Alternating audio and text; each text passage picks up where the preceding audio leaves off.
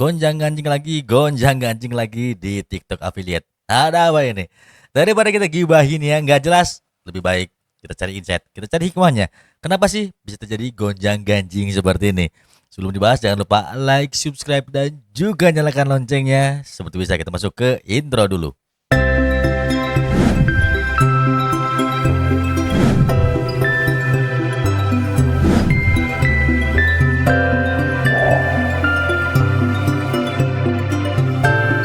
Assalamualaikum warahmatullahi wabarakatuh. Selamat malam teman-teman semua ya. Makin hari makin semangat ngonten. Hari ini baru aja buka lagi TikTok karena udah lama banget enggak buka-buka TikTok ya. Terkapar di kasur gara-gara sakit gigi dan juga panas dalam. Sebentar, mari kita ngopi dulu biar makin semangat bahasnya. Kopi hitam emang terbaik. Nah, teman-teman semua ya. Jadi akan sempat buka juga tuh ada beberapa orang yang menghujat para master-master kita nih. Waduh, kenapa sih kok bisa dihujat seperti itu? Ya berawal mungkin dari storybook ya teman-teman ya. Tapi ya memang Akang juga belum pernah beli storybook dari mereka-mereka tuh. Cuman Akang sering perhatikan bahwa banyak juga orang-orang yang sukses di sana. Namun dipungkiri atau tidak, ketika kita punya skill kemudian kita membuat sesuatu materi ya, entah itu bentuknya kelas, ebook ataupun yang lainnya, itu sudah jadi bagian dari apa ya? Kalau Kang bilang sih mungkin bisa dibilang melebarkan sayap ya teman-teman ya. Jadi kita ekspansi gitu loh. Nah, setiap orang yang punya skill wajar-wajar saja ketika mereka mau jualan kelas, tetapi juga harus dibarengi dengan skill yang cukup dalam. Karena seringkali kita memberanikan diri buka kelas, tapi itu malah menjerumuskan personal branding kita yang tadinya udah bagus, ternyata akhirnya malah jatuh sendiri karena ada member yang kurang puas. Nah, ada kasus yang menarik ya teman-teman ya. Beberapa waktu ke belakang mungkin teman-teman kalau misalnya aktif di TikTok itu ada yang ngajarin bikin VT clone. Jadi itu menduplikasi konten dengan tanpa editing sedikit pun. Jadi sama aja terus sampai menghasilkan cuan. Nah, yang namanya platform itu pasti peka ya teman-teman ya. Karena mereka akan terus memperhatikan kredibilitas dari audiensnya, kemudian bagaimana audiens itu ketika menggunakan platform mereka, kemudian betah atau enggak, berapa lama durasi nontonnya, itu kan akan menjadi satu patokan mereka.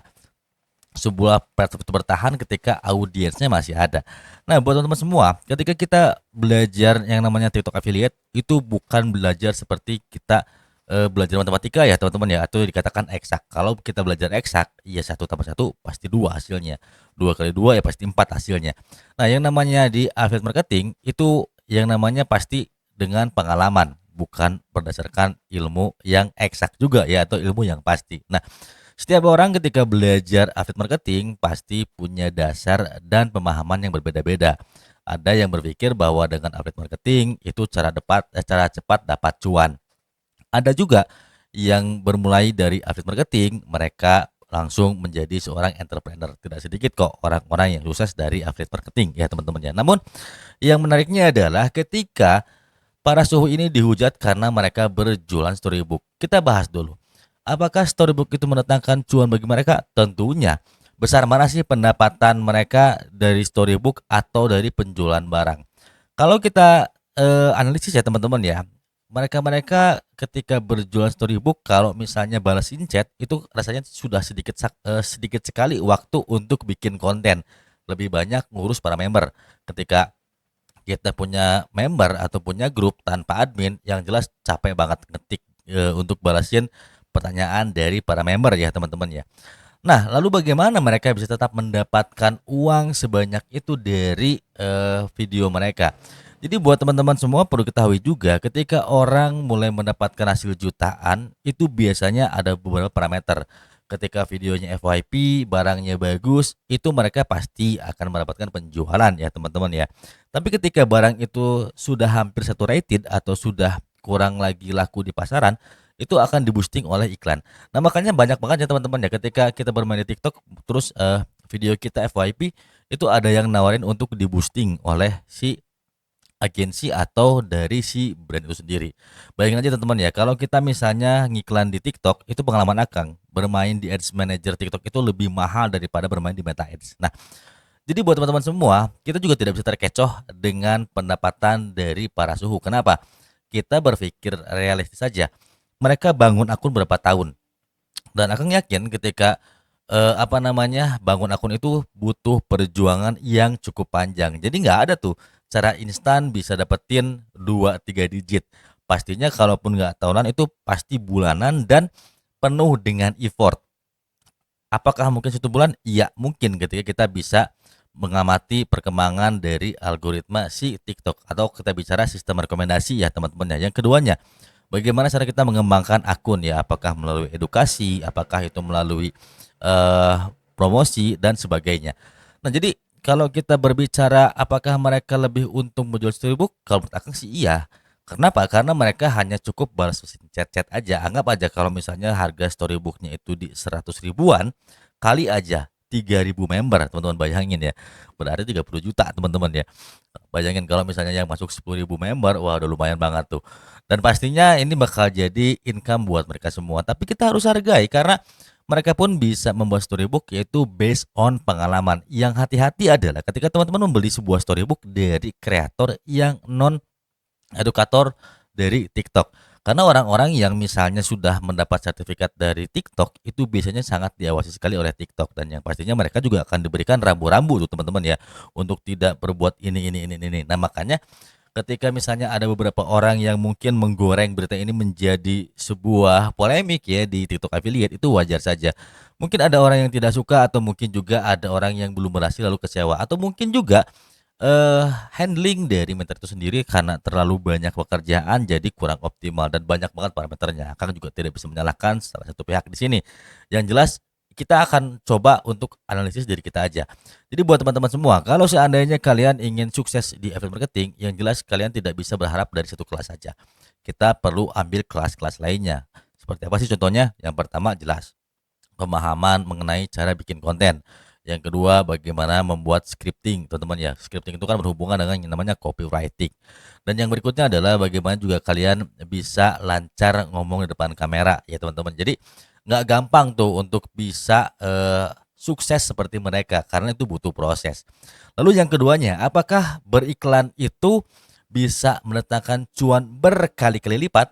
Nah, ini juga sangat menarik ya teman-teman ya. Karena ada juga yang mengajarkan beriklan itu khusus. Ya betul, beriklan itu khusus. Tapi kalian perlu tahu, ketika kalian beriklan hanya menggunakan Buzzpost yang ada di platform ya teman-teman ya, itu kan lebih murah ya budgetnya ya. Ada yang 30.000, 15.000 per hari itu hanya mendatangkan traffic saja teman-teman ya. Jadi kalaupun untuk mendapatkan penjualan kita perlu audiens yang lebih luas lagi. Itu yang pertama. Yang keduanya kita perlu riset. Apakah barang itu masih trending atau sudah saturated. Jadi poinnya iklan itu bukan cara cepat untuk mendapatkan cuan 2 digit. Karena begini teman-teman ya, ketika kita ngelihat angka berapa digit yang dipamerkan oleh seseorang, itu kita nggak tahu berapa banyak pesanan yang dibatalkan, berapa banyak pesanan yang sukses teman-teman ya. Kita harus rasional juga sebelum kita misalnya mau ikut kelas teman-teman ya gitu. Anggap aja misalnya kita mau ikut kelas dari kreator A yang betul-betul sudah teruji, sudah punya sertifikat, itu kan kita harus analisis dulu.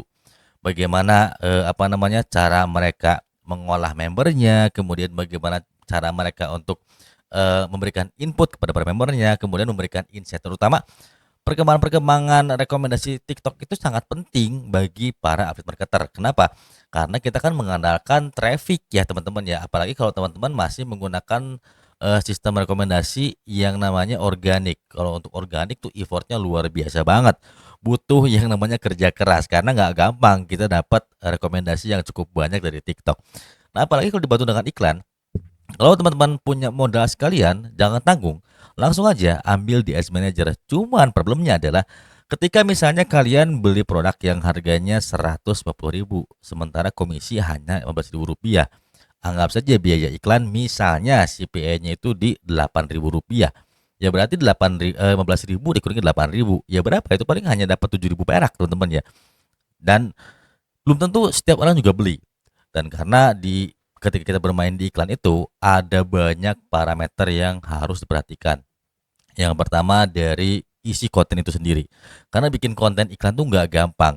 harus benar-benar ngejual, kemudian juga eye catching dan juga benar-benar bisa membuat orang stay di 3 detik pertama. Kalau orang sudah terdistract atau mungkin orang sudah tidak suka di 3 detik pertama, itu jarang banget orang mau klik.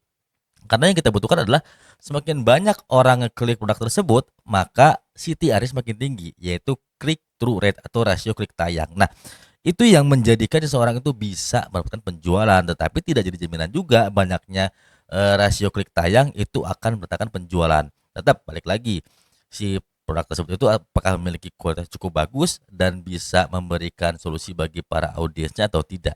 Jadi buat teman-teman semua, ketika ada problematik seperti ini, bukan berarti kita harus ikut menghujat, tapi kita harus segera analisis diri kita.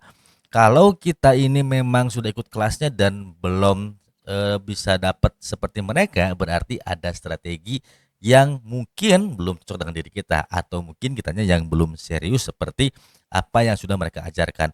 Dan jika di balik itu semua memang ada mentornya yang mungkin dalam pengolahan membernya itu kurang bagus, ya berarti kan itu bagian dari sebuah resiko ketika kita ngambil kelas. Tapi yang jelas kalau akan ngerasa mereka juga tidak mungkin mengabaikan teman-teman semua sebagai membernya. Namun ini balik lagi, beda orang, beda rezeki, beda akun, beda karakter. Jadi kita memang harus peka terhadap lingkungan sekitar. Akang pun sama, ketika ambil satu kelas digital marketing, Akang nggak cukup satu kelas, Akang ambil 2 sampai 3 kelas. Untuk apa? Untuk cari perbandingan. Ketika sudah terangkum dalam satu titik, berarti oh iya, intinya sama-sama aja. Kita ini cari cuan. Jadi yang jelas buat teman-teman semua tetap semangat. Kalaupun mau ambil kelas, carilah dari kreator-kreator yang sudah terpilih dan betul-betul dapat sertifikasi yang cukup oke dari TikTok. Dan teman-teman semua perhatikan juga do and don'ts-nya supaya teman-teman semua saat membangun akun itu dengan tenang ya teman-temannya. Jadi nggak gampang kena ban dan nggak gampang kena pelanggaran, karena ngeri banget kalau udah kena pelanggaran di TikTok ya nggak tanggung-tanggung. Traffic dibatasi dan juga komisi bisa-bisa nggak cair ya. Gitu teman-teman semua. Jadi terus semangat aja, kalaupun ada sesuatu hal yang mungkin menurut kalian kurang cocok, cukup telan aja dan kita jadikan pembelajaran. Next ketika kalian punya skill yang lebih mendalam akan buka kelas, jangan seperti itu. Nggak panjang-panjang kontennya, sampai di sini aja. Jangan lupa like, subscribe dan juga nyalakan loncengnya. See you in the next video. Wassalamualaikum warahmatullahi wabarakatuh.